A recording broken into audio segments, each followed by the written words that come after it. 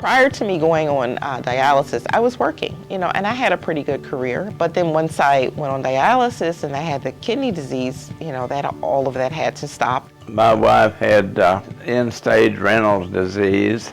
She kept getting worse and worse. So she had to quit her job because she just couldn't handle it no more. I was raised on a farm. I know what work's all about. I haven't worked in 17 years. You feel isolated and you're dependent on that machine. That's a huge pressure and stress financially to be on dialysis.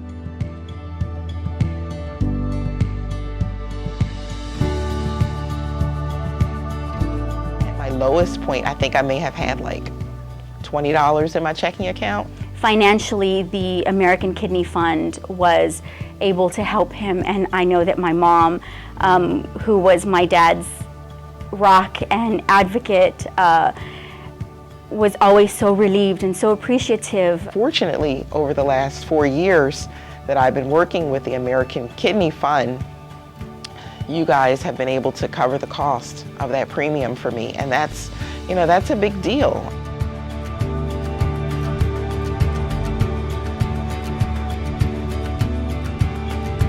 It was life-saving because we couldn't afford. See, after she quit work, she didn't have nothing coming in at all. For an organization like the American Kidney Fund to be able to lift that burden off of me, it's just one less thing that I have to worry about. I can focus on my care and maintaining a level of health that will be able to provide for my son and I.